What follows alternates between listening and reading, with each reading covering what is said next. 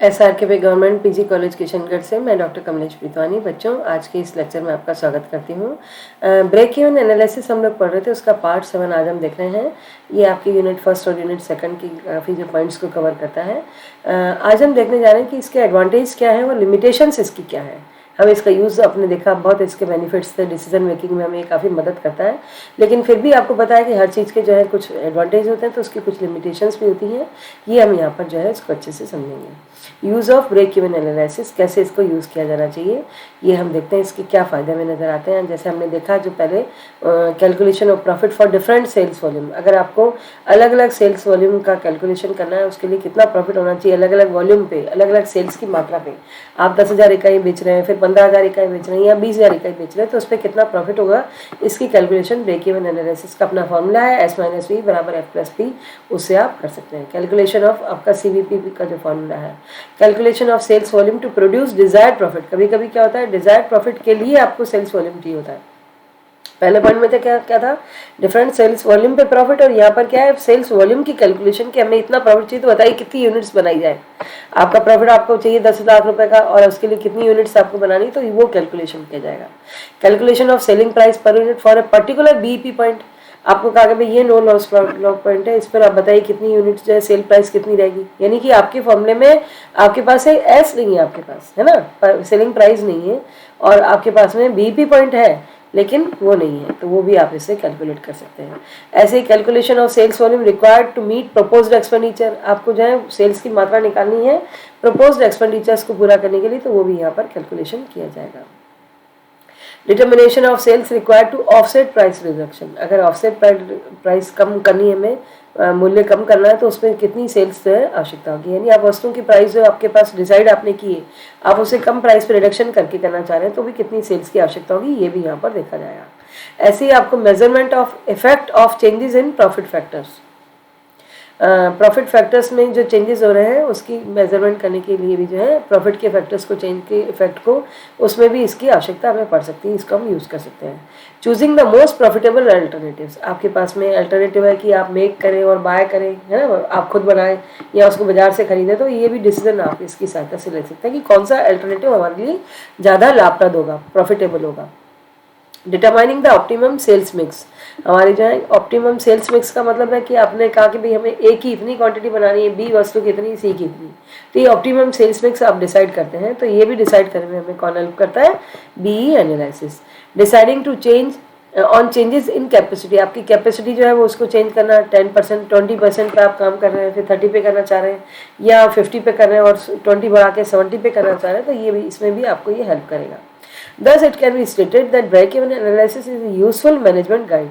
ये हमारे लिए बहुत ही काम की जो है अल्टरनेटिव है हमारे पास में, कि हम इसकी सहायता से मैनेजमेंट बहुत अच्छे से चला सकते हैं। कौन सी चीज़ प्रॉफिटेबल है उसको देखा जा सकता है। It helps the management in the optimisation of profits and maximum utilisation of resources, लाभों का जो है अधिकतम जो है यूज़ करना और मैक्सिमम यूटिलाइजेशन करना जो है, उसमें भी हमें ये हेल्प करता है। लाभों को बढ़ाने में हमारा हमारे बिजनेस का उद्देश्य क्या होता है, लाभों को अधिकतम करना और जो है नुकसान को कम से कम करना, कॉस्ट को कम से कम करना, तो उसमें हमें ये ब्रेक इवन एनालिसिस काफ़ी हेल्प करता है। In nutshell the break even analysis techniques provides a fillip to the management to accelerate the volume of production to earn maximum profit. Maximum profit earn करने की तरफ आपको ये काफ़ी हेल्पफुल होता है। लेकिन अब लिमिटेशंस, मैंने जैसे आपको कहा कि इसमें कुछ ना कुछ लिमिटेशन हमेशा होती है, एज्यूम्शन बेस्ड है ये थोड़ा सा, तो इससे कुछ इसके लिमिटेशंस ये हैं कि the first and foremost limitation of the break even analysis is that both cost and revenue should be taken into account to determine the break even point। हमें कॉस्ट को भी लेना चाहिए तो रेवेन्यू को भी लेना चाहिए। The one without the other has no meaning, but this analysis assumes that price do not change while in actual life prices do change। ये कहता है ब्रेक इवन एनालिसिस कि भाई मैं जब ये कैलकुलेशन कर रहा हूँ तो इसमें हमारी कोई प्राइस चेंज नहीं होती, लेकिन ऐसा नहीं है, प्राइस चेंज होती है। सेवरल फैक्टर्स हैं इसके लिए, क्योंकि चेंज, डिमांड चेंज होगा, फैशन स्टाइल चेंज होगी, तो हमारी जो है प्राइस भी चेंज होगी। लेकिन ये बिना प्राइस चेंज किए हुए उसके पे ही इसका एज्यूम्शन होता है। इसी तरह सारे all cost can be divided into fixed and variable cost, that they vary in a linear fashion and that the principle of cost variability applies to them। all these assumptions do not hold true, है ना। ये कहता है कि भाई fixed और जो है वेरिएबल कॉस्ट जो है वो अलग अलग तरीके से डिसाइड की जाती है, तो वो भी जो है प्रिंसिपल ऑफ कॉस्ट वेरिएबिलिटी पे डिपेंड करता है, तो ये भी ट्रू नहीं है। This analysis ignores the time lag between production and sales. The quantum of production may be kept constant but the sales are bound to vary from period to period। ये analysis होता है time lag को consider नहीं करता है। Quantum of production जो है constant रह सकता है, लेकिन सेल्स जो है वो टाइम पे चेंज होती रहती है। This features of sales reduces the significance of the break even analysis as a management guide. Factors like plant size, technology and methodology of production have to be kept constant in order to draw an effective break-even chart, but it is not found in actual life। ये actual life में जो है ये चीज़ें नहीं पाई जाती हैं जो कि इसमें बताया गया है। तो मतलब ये थोड़ा सा एजम्पशन बेस्ड चलता है। The sales mix too is too not a constant variable. हम ये कहते हैं भाई सेल्स जो है वो हमेशा एक जैसी नहीं रहने वाली, सेल्स में भी चेंज होता रहेगा, है ना। This analysis does not take into account the capital employed in the production. ये कितनी पूंजी जो है लगाई गई उसको तो कंसिडर करता ही नहीं है, क्योंकि ये सब फाइनेंशियल इशू मानते हैं हम, तो इनको कॉस्ट में कहीं भी कंसिडर नहीं किया जाता है, जबकि वो भी पार्ट जो है कंसिडरेशन वाले हो सकते हैं। The valuation and allocation of cost in a company are usually arbitrary। हम ये कहते हैं कि भाई वैल्यूएशन और जो एलोकेशन है कॉस्ट का, so it reduces the utility of this analysis. उसमें उनको हम ऐसे ही मान के चलते हैं कि विरोधाभास होता है कि वैल्यूएशन क्या है और एलोकेशन क्या है कॉस्ट का।